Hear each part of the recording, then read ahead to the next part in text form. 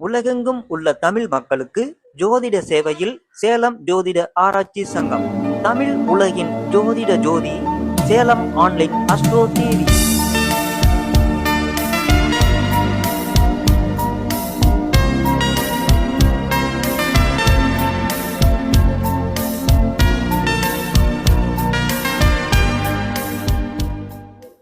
வணக்கம் நேயர்களே. Salem online astro TV வழங்கும் சேலம் ஜோதிட ஆராய்ச்சி சங்கத்தினுடைய மாதாந்திர கருத்தரங்கம் இனிதே துவங்குகிறது.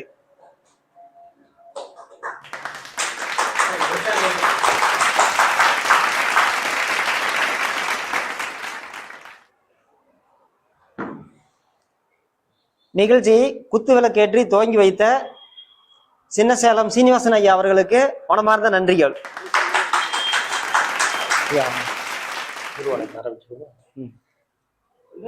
பக்கத்துல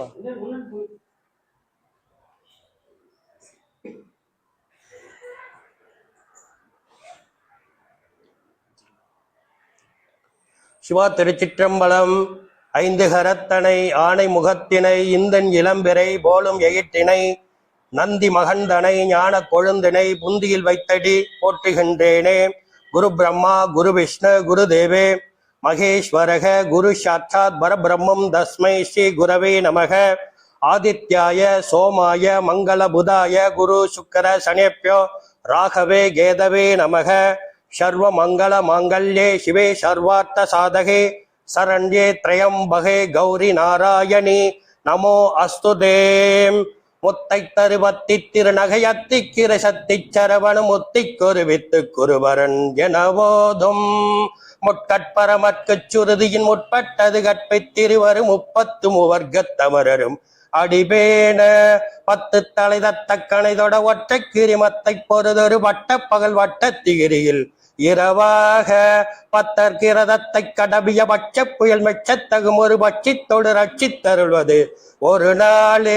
தித்தித்தைய ஒத்த பரிபுற நிட்ட பதம் வைத்து பைரவி திக்கொட்க நடிக்க கழுகொடு கழுதாட திக்கு பரி அட்ட பயிரவர் தொக்கு தொகு தொக்கு தொகு தொகு சித்திர பௌரிக்கு திரிகடக எனவோத கொத்து பறை கொட்ட களமிசை குக்கு குகு குக்கு குகு கொத்து புது புக்கு பிடி என முதுகூகை பொற்புற்ற நட்புற்றவனரை வெட்டி பழியிட்டு குலகிரி குத்து பட ஒத்த பொறவல பெருமாளே. தத்தன தத்தன தத்தன தனதான ஓம் ஈசான சர்வ வித்யானாம் ஈஸ்வர சர்வபூதானாம் பிரக்மாதிபதிர் பிரக்மணோதிபதிர் பிரக்மா சோமே அஸ்து சதா சிவோம்.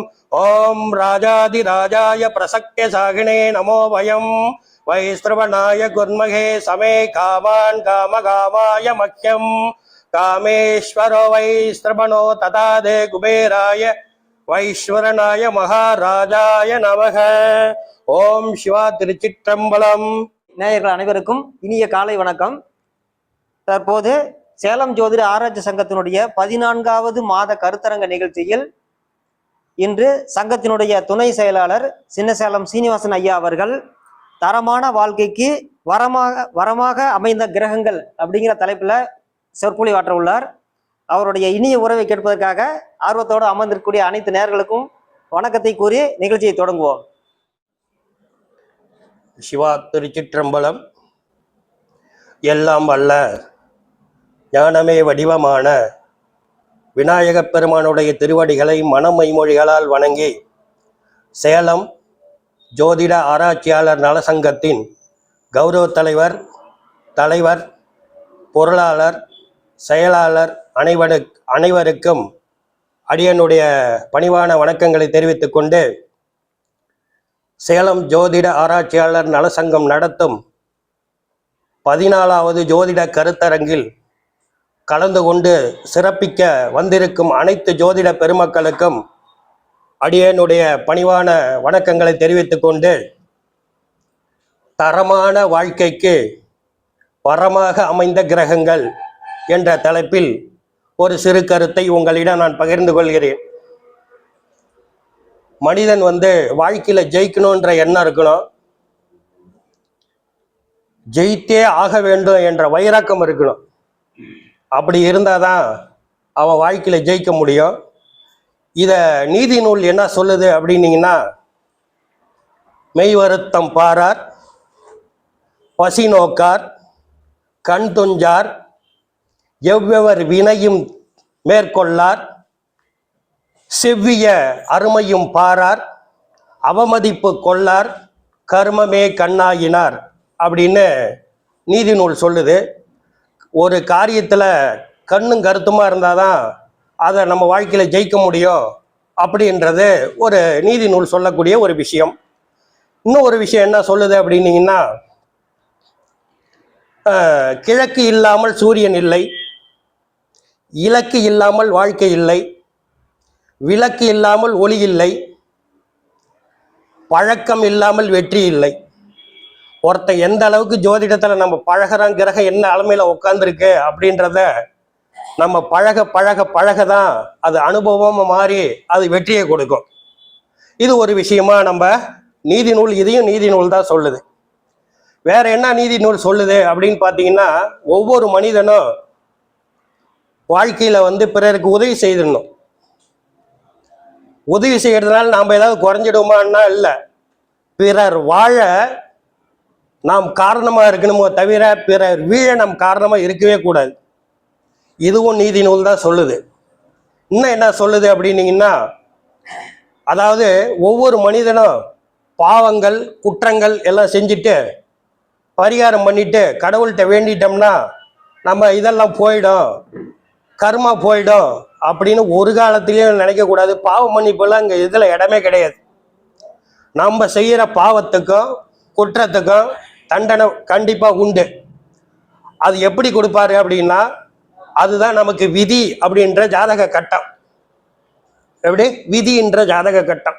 அந்த ஜாதக கட்டத்தில் நவகிரகங்கள் 9 பேரையும் உட்கார வச்சு, இந்த ஜாதகனுக்கு இந்தந்த வயசுல இந்தந்த இதை அனுபவத்தை கொடு, கல்வியை கொடு, பொண்ணை கொடு, பொருளை கொடு, மனைவியை கொடு, வாழ்க்கையை கொடுன்னு சொல்றதுக்கு கிரகங்கள் அழகாக உட்காந்துருக்கும். இதுவும் நீதி நூல் தான் சொல்லுது. வேற என்ன சொல்லுது அப்படின்னு பார்த்தீங்கன்னா, பணம் இருக்கிறவனிடம் மனம் இருப்பதில்லை, மனம் உள்ளவனிடம் பணம் இருப்பதில்லை. ரெண்டும் உள்ளவனிடம் தர்ம சிந்தனைன்னு ஒன்று இருந்துச்சுன்னு வச்சுக்கிங்களேன், அவனுடைய இல்லத்திலும் உள்ளத்திலும் அந்த தர்ம தேவதை கூட இருப்பான். அப்ப ஊருக்கு நல்லது செய்வான். அப்ப ஊருக்கு நல்லது செய்யலாம், அவனுக்கு பேரு புகை எல்லாம் கிடைக்கும். அப்ப இதுவும் அந்த நீதி நூல் தான் சொல்லுது. அதே மாதிரி ஒவ்வொரு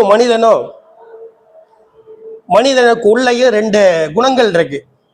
ஒன்று ஒருத்தன் அவனுடைய திறமை, இன்னொன்று அவன் உள்ளத்தில் இருக்கிற உயர்ந்த உள்ளம். இதை நம்ம எப்படி தெரிஞ்சுக்கணும் அப்படின்னு சொன்னீங்கன்னா, ஒரு திறமை உள்ளவன்கிட்ட பொறுப்பை ஒப்படைக்கணும்.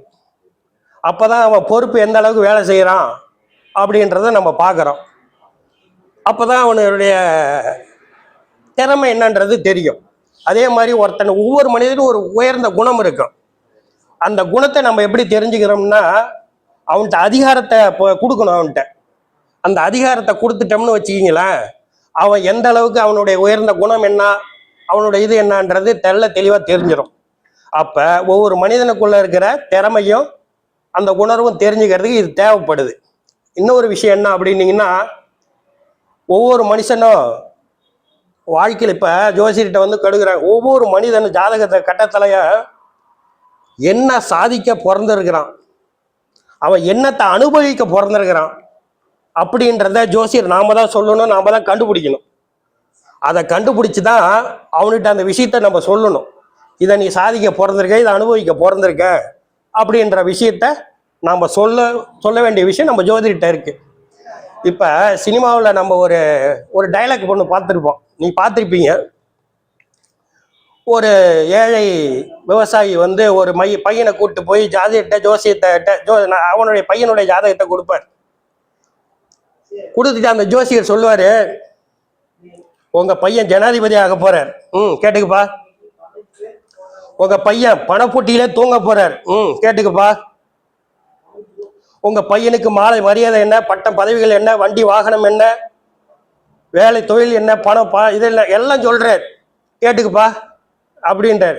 என்ன அப்பப்ப கேட்டுக்க பார்த்துக்குங்கன்னு சொல்றீங்களே என்ன அப்படின்னு. ஜோசிக்காரர இந்த ஜாதகம் செத்து 10 வருஷம் ஆச்சியா, கடன் வாங்கி சின்னப்பட்டு சீரழிஞ்சு அனாதை பணமா செத்து கிடக்குறான். நீ அவனை போய் நீ வந்து பணப்பொட்டியில தூவ, ஜனாதிபதி ஆவன், மாட மாளிகை என்ன கோடை கோபுரம் என்னன்னு சொல்லிட்டு இருக்கியா, இதெல்லாம் என்னையா அப்படின்னு. இது உண்மையான ஒரு ஜாதகம், இதெல்லாம் காமெடிக்காக எடுக்கப்பட்ட ஒரு விஷயம். இந்த மாதிரி கிரக அமைப்புல ஒரு ஜாதகம் இருந்தா எப்படி இருக்கும்? இந்த அமைப்புல சொன்னதுக்கு அமைப்புல ஜாதகம் இருந்தா எப்படி இருக்கும் அப்படின்ற ஒரு விஷயத்த நம்ம பார்க்குறோம். இப்ப ஜாதக கட்டை வந்து நம்ம போட்டு பலன் சொல்றதுன்றது ஒரு முறை. ஜாதக கட்டை போடலாம், போட்டேன்னா அதுக்கு டைம் இதுன்றது நான் வந்து அப்படியே ராசி சக்கரத்தை நான் சொல்றேன். அப்படியே மனசுல ஒரு 2-3 கிரகம் தான், அதை அப்படியே பதிய வச்சுக்கிங்க. இந்த கிரகம் இப்படி உட்காந்துருந்தா இந்த வேலையை செய்யும் அப்படின்றதுக்காக இந்த விஷயம். என்ன அப்படின்னீங்கன்னா, இப்போ ஒரு ராசி சக்கரம் இருக்கு. ராசி சக்கரத்துல விருச்சிக லக்னம், லக்னத்துக்கு 2ஆம் இடத்துல வந்து சூரியன், சந்திரன், புதன் இருக்காங்க. லக்னத்துக்கு 11ஆம் இடத்துல குருவும் சனியும் இருக்காங்க. இதுதான் கிரக அமைப்பு. இன்னொரு 3 கிரகங்கள்ல செவ்வாவும் கேதுவும் வந்து மகரத்துல இருக்காங்க, ராகு வந்து கடகத்துல இருக்கார். இதுதான் ஜாதகத்துடைய அமைப்பு. இந்த ஜாதகம் வந்து ஒரு ஜோசியர்கிட்ட வருது. அந்த ஜோசியர் பார்க்குறாரு, பார்த்துட்டு ஜாதக கட்டம்லாம் போடுறாரு, பல இதெல்லாம் பார்க்குறாரு. பார்த்துட்டு அமைச்சிட்டு பெற்றவங்க முன்னாடி உக்காந்துருக்காங்க. ஒரு ஏழை குடும்பத்தை அவனை படிக்க வச்சு கஷ்டப்பட்டு படிக்க வச்சுட்டாங்க. சரி, வறுமை தாங்க முடியல, இவன் ஏதோ வேலைக்கு போனான்னா நம்ம குடும்பத்தையாவது காப்பாற்றுவான் அப்படின்றதுக்காக அந்த அவன் பையனுடைய ஜாதகத்தை கொண்டு வந்து ஜோசியர்கிட்ட உட்கார வச்சு முன்னாடி உக்காந்துருக்காங்க. ஜோசியர் ஜாதக கட்டத்தை பார்க்குறாரு, கணிக்கிறாரு. கணிச்சிட்டு சொல்றாரு, அந்த டைலாக்ல சொன்ன மாதிரியே ஒரு விஷயத்த சொல்றாரு. உங்க பையன் வேலைக்கு போற அமைப்பு இல்லையே, அவன் 100 பேர்த்த வச்சு வேலை வாங்கணுமே. உங்க பையன் 100 பேர்த்த வச்சு வேலை வாங்கணுமே, இவன் ராஜா போல வாழணுமே, பட்டம் பதவிகள் வரணுமே, சொந்த பந்தங்கள்லாம் மதிக்கணுமே, பெரிய பணக்காரரை விட்டு பொண்ணு கிடைக்கணுமே. இப்படி அவர் மட்டும் அடிக்கிட்டே போறாரு.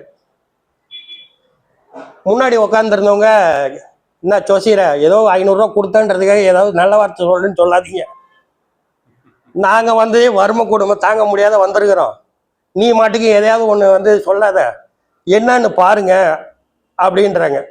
அப்ப அவங்க என்ன சொல்றாங்க, ஜோசியர சோத்துல கிடக்கிற எறும்பை கூட தூக்கி போட எங்களுக்கு வக்கு இல்லை, நீ என்னடான்னா சேத்துல கிடக்க எருமையை போய் நாங்க தூக்கி விடுவோம் அப்படின்னு நீங்க சொல்றீங்களே, இதெல்லாம் ஏதாவது ஒரு பார்த்து சொல்லுங்க ஜோசியர அப்படின்றாங்க.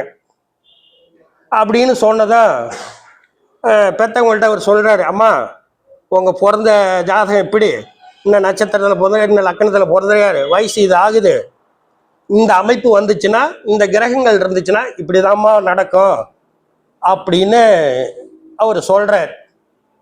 அவங்க என்ன பண்றாங்க, ஜோசியர உன் வாய் முகூர்த்தம் ஆயிடுச்சுன்னா, நீ சொன்னது முகூர்த்தம் ஆயிடுச்சுன்னா ஜோசியருக்கே உள்ள மரியாதை என்னவோ அதை நான் செய்கிறேன் அப்படின்னு சொல்லிட்டு தட்சணை கொடுத்துட்டு போயிட்டாங்க. போனதை வருஷங்கள் உருண்டோடி அவர் சொன்னபடியே வந்து அவன் என்ன அந்த பையன் படித்தது வந்து என்ன அப்படின்னீங்கன்னா, சிவில் இன்ஜினியர் படிச்சிருக்கான். ஒரு மேஸ்திரிகிட்ட போய் வேலை செய்கிறான். அவரு வந்து அந்த டவுனுக்குள்ள 10 வீடு எடுத்து கான்ட்ராக்ட் வச்சு வேலை செஞ்சிட்டு இருக்காரு. அவர்கிட்ட இந்த பையன் போய் படம் வரைஞ்சி கொடுக்கறது, லேபருங்களை வந்து எந்தெந்த கட்டடத்துக்கு ஆள் போகணும், அவங்களுக்கு என்ன கூலி, வரவு செலவு கணக்கு எல்லாம் இந்த பையன் பார்த்துக்கிற அளவுக்கு போய் சேர்ந்தான். இவன் திறமையை பார்த்துட்டு அவர் என்ன பண்ணாரு, சரி பரவாயில்ல எந்த அளவுக்கு டேலண்டாக இருக்கிறானேன்ட்டு அவனை கூடையே வச்சுக்கிட்டாரு. வருஷங்கள் அப்படியே ஓடிட்டு இருக்கு. ஓடுறது நல்ல சம்பளம், அவர் 10,000 ரூபா மாதம் சம்பளம் போட்டு கொடுத்தாரு. ஏதோ அப்புறம் குடும்பம் இருந்தது, அந்த இதில் அப்புறம் அந்த வயசில் கல்யாணமும் நடந்துச்சு. வந்த மனைவியும் நல்லா வசதி உள்ள மனைவி, நல்லா சுகபோகமாக வந்து இப்படி ஓடிக்கிட்டு இருக்க காலத்தில் எதிர்பாராத விதமாக அந்த கான்ட்ராக்டர் வந்து விபத்தில் இதாகிடுறார். அவர் வந்து விபத்தில் மரணம் அடைஞ்சிடுறார். அப்படியே எல்லா கட்டடமும் அப்படியே நிக்குது, சம்பித்து போய் நிக்குது. எப்படி இதுன்றதுன்ட்டு இந்த பையன்கிட்ட வந்து அந்த ஒவ்வொரு கட்டடத்துக்கு ஒரு முக்கியமான ஆள் வேலை செய்வாங்கல்ல, மேஸ்திரி. அவங்க என்ன சொல்றாங்க, தம்பி இத வந்து நீங்களே செய்யுங்க, நாங்க உங்களுக்கு சப்போர்ட்டா இருக்கிறோம், நீங்க வந்து கொஞ்சம்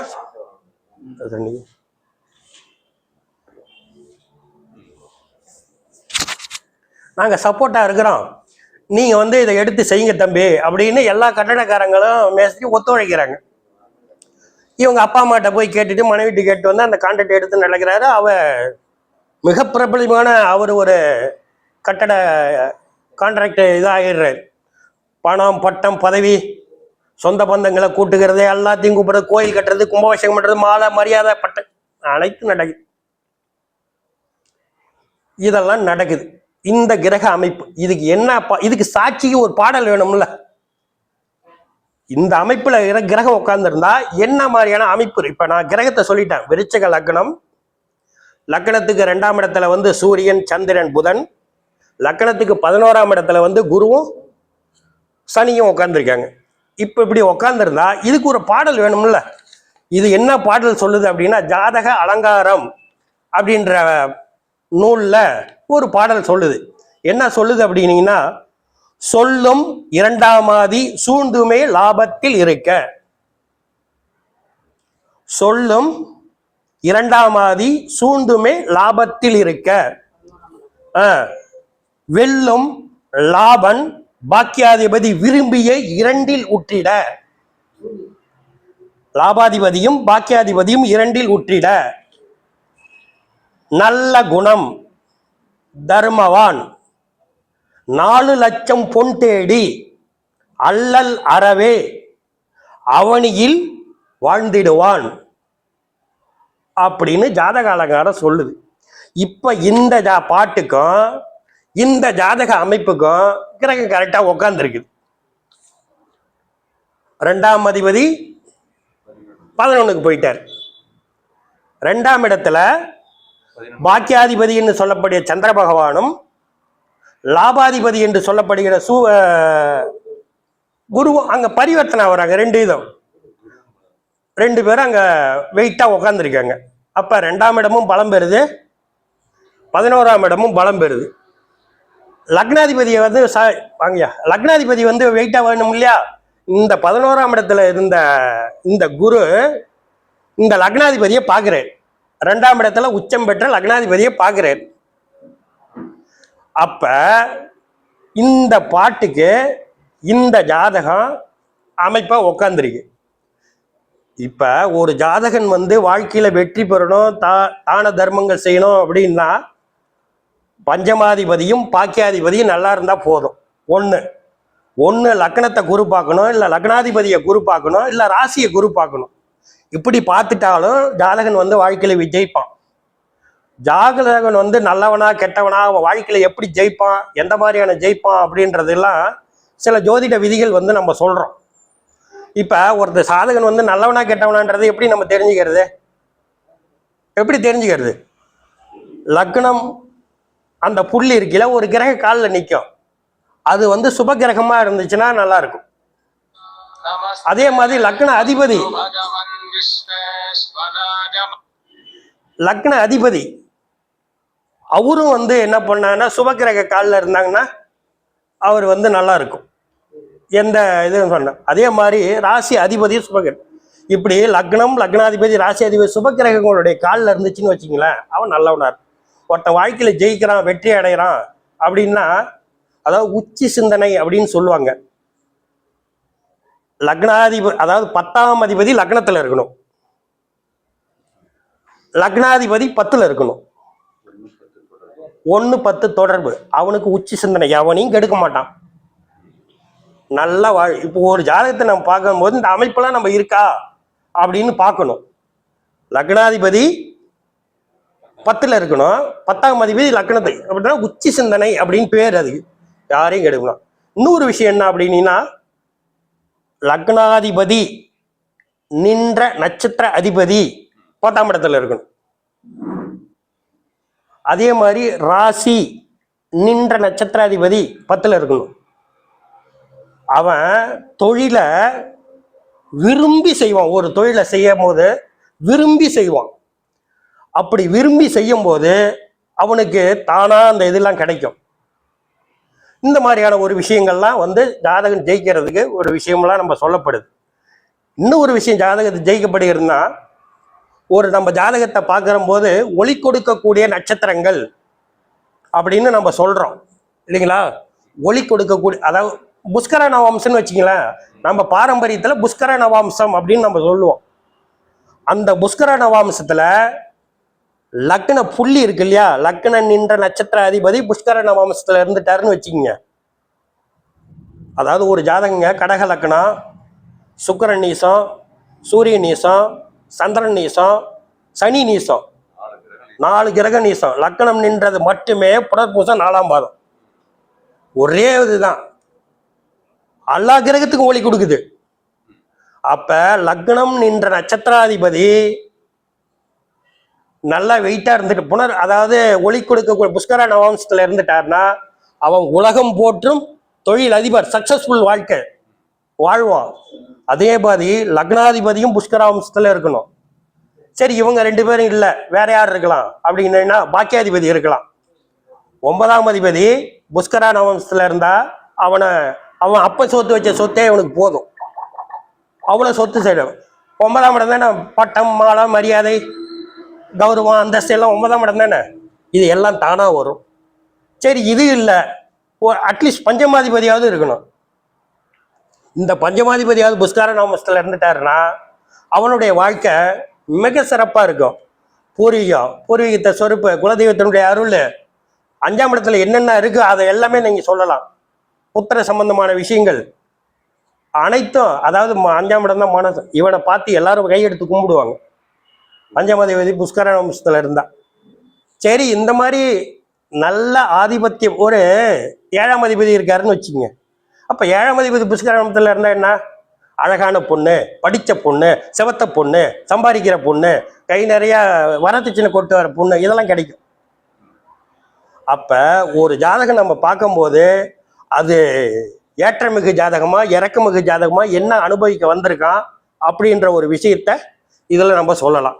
இப்ப இந்த ஜாதகத்துக்கு பாத்தீங்கன்னா, இப்ப நம்ம ஜாதகத்துல வந்து தர்ம கர்மாதிபதி யோகம் அப்படின்ற ஒரு யோகத்தை நம்ம சொல்றோம். அது என்ன, அதனுடைய பலன்? தர்ம கர்மாதிபதி யோகத்தினுடைய பலன் கோயில் கட்டுவோம், கும்பாபிஷேகம் பண்ணுவோம், மாலை மரியாதை, பட்டம், பதவிகள் எல்லாம் கிடைக்கும் தானே. இந்த ஜாதகத்துக்கு அப்படியே கால்குலேஷன், மனசுக்குள்ள கால்குலேஷன் போடுங்க. அந்த தர்ம கர்மாதிபதி யோகம் இருக்கா இல்லன்றதை இப்ப நான் அப்படியே பாருங்க. 9, 10ங்களா? அதாவது இது 3 விதத்திலயும் அந்த 9, 10 கனெக்ட் ஆகும். லக்னத்துக்கு 9, 10. லக்னத்துக்கு 9, 10 யாரு? சூரியனும் புதனும். இல்ல விருச்சிக லக்னம் 9, 10. ஆமா, சந்திரனும் சூரியனும் 9, 10. ராசி தனுசு ராசி 9, 10. 9 சூரியனும் புதனும். காலபுருஷ தத்துவப்படி 9, 10 குருவும் 11ஆம் இடத்துல இருக்காங்களா? இந்த அமைப்பு இருந்ததுன்னா அவன் என்ன பண்ணுவான்? யோகம் செய்யுமா செய்யாதா? அப்ப இத்தனை யோகங்கள் அவனுக்கு இருக்கிறதுனால அவன் வாழ்க்கையில சக்சஸ்ஃபுல் வாழ்க்கை வாழறான். மாலை, மரியாதை, பட்டம், பதவிகள் எல்லாமே இருக்கு. இது மாதிரி நம்ம ஒரு ஜாதகம் பார்க்கும்போது அவன் என்ன அனுபவிக்க வந்திருக்கான்றத இப்ப யதார்த்தமா ஒரு விஷயங்கள் வந்து நான் இப்ப சமீபத்து நேற்று என் கூட ஃப்ரெண்டு வந்து ஒரு ஜாதகம் அவர்கிட்ட வந்துருக்கு. அவரு பார்த்துட்டு எல்லா கிரகமும் கெட்டு போச்சு. அது இதே தனுசு லக்னம், அதாவது தனுசு லக்னம், லக்னத்துல குரு. பொதுவா எங்க விஜய் என்ன சொல்லியிருக்காரு அப்படின்னீங்கன்னா, நாடி முறையில பரணி 2ஆம் பாதம், புராணம் 2ஆம் பாதம், பூரம் 2ஆம் பாதம், இதுல இருக்கிற கிரகம் தன் பலனை இழந்துரும் அப்படின்ற ஒரு விஷயம் சொல்றாரு. இதை அப்படியே வச்சுங்க. இதுல 2ஆம் பாதத்துல இருக்க கிரகம் பலனை இழந்துரும் அப்படின்னு சொல்றாரு. இப்ப அப்படியே அவர் நேற்று எங்க அண்ணன் பார்த்த ஜாதகம் தனுஷு லக்னம், லக்னத்துல குரு, பூராடம் 2ஆம் பாதம், அந்த பூராடத்தின் அதிபதி லக்னத்துக்கு 10ல நீசம். நீசன்றது அந்த இடத்துல எழுக்காத. 1-10 தொடர்பு. நீ ஏன் வந்து நீசனி நீ எதுக்கு எடுக்கிற? 1-10 தொடர்பாயிடுது. அப்ப லக்னாதிபதி நின்ற நட்சத்திராதிபதி 10ல இருந்தாலும் இல்ல 10ஆம் அதிபதி லக்னத்துல இருந்தாலும் உச்சி சிந்தனை அவனுக்கு மாலை மரியா பட்டம் பதவிகள் எல்லாம் கிடைக்கும். இது ஒரு விஷயம். சிம்ம ராசி அவரு, அந்த ராசி அதிபதியும் பூரா 2ஆம் பாதம். அப்ப ராசி நின்ற நட்சத்திராதிபதியும் 10ல தான் இருக்கிறார். அந்த சுக்கிரன் யாருடைய காலில் இருக்காருன்னா சூரியனுடைய காலில் இருக்கார், பாக்கியாதிபதியுடைய காலில் இருக்கார். அந்த பாக்கியாதிபதி புஷ்கர நவம்சத்துல இருக்கார். பாக்கியாதிபதி புஷ்கர நவம்சத்துல வெயிட்டா உக்காந்துருக்கார். அப்ப அது வந்து வேலை செய்யுமா செய்யாதா? அப்ப இத்தனை யோகங்கள் வந்து இருக்கும்போது அந்த பாக்கியாதிபதி பலம் பெற்று இந்த தர்மாதிபதி யோகம்லாம் இருக்கிறதுனால ஒரு கிரகம் நமக்கு என்ன வாழ வழி கொடுத்துருக்கா, அதாவது ஒரு தரமான வாழ்க்கை வாழணும் அப்படின்னா கிரகங்கள் அது மாதிரி அமைஞ்சிடணும். சில பேர் இளமையில கஷ்டப்படுவான், இது பண்ணுவான். அது மாதிரி ஒரு மனிதனுக்கு நல்ல வாழ்க்கை வாழணும், தரமான வாழ்க்கை வாழணும் அப்படின்னா கிரகங்கள் அது மாதிரி அமைஞ்சிட்டா அவன் தரமான வாழ்க்கை வாழ்வான். இதுவே அவனுக்கு வந்து இந்த அமைப்பு எப்படி வருது அப்படின்னா இதுக்கு பேர் தான் பூர்வ புண்ணியம் அப்படின்னு நம்ம சொல்றோம். இவன் என்ன அனுபவிக்க பிறந்திருக்கான், கஷ்டத்தை அனுபவிக்கலாம், இதெல்லாம் நம்ம செஞ்ச கர்ம வினைப்படி தான் இந்த அமைப்புலாம் வரும் அப்படின்றதான் இந்த ஜாதகத்தினுடைய அமைப்பு. அதனால தரமான வாழ்க்கைக்கு வரமாக அமைந்த இந்த கிரகங்கள் இருக்கு. அதே மாதிரி பாவ கிரகங்கள் சில விஷயங்கள் வந்து அமரக்கூடாத இடத்துலையும் சேரக்கூடாத கிரகங்களோடு சேர்ந்தாலும் நமக்கு சில துன்பங்களை கொடுக்கும். இந்த சில பேர் பார்த்தீங்கன்னா வாழ்நாள் பூரா கஷ்டப்பட்டுட்டே இருப்பான், எந்த முன்னேற்றமும் இருக்காது. அதுக்கு என்ன அமைப்பு இப்படின்னு கிரகம் எந்த அமைப்புல உட்கார்ந்துருக்கு என்று சொல்லி ஆய்வு பண்ணி அது நமக்கு என்ன பலனை கொடுக்குது அப்படின்றத நம்ம சொல்லி இன்னும் சில அதே மாதிரி பல கிரகங்கள் கெட்டு, இதாவது இப்ப பல கிரகங்கள் உச்சம் பெற்றவன் எப்படி வாழ்ந்தான், இதே மாதிரி 5 கிரகம் நீசமாயிருக்கு, அவன் வாழ்க்கையில ஜெயிச்சிருக்கான். அது எப்படி ஜெயிச்சான்றத அடுத்த உங்க மீட்டிங்ல நான் பேச இருக்கிறேன். இத்துடன் வாய்ப்பு கொடுத்த சேலம் ஜோதிட ஆராய்ச்சியாளர் நல சங்கத்திற்கு ஒரு நன்றி தெரிவித்துக் கொள்கிறேன். நன்றி, வணக்கம். நமது சேலம் ஜோதிட ஆராய்ச்சி நல சங்கத்தின் சார்பாக சிறப்பாக உரையாற்றிய திரு சின்னச்சேலம் சீனிவாசன் ஐயா அவர்களுக்கு இவ்வாடையை பொன்னாடையாக போற்றப்படுகிறது.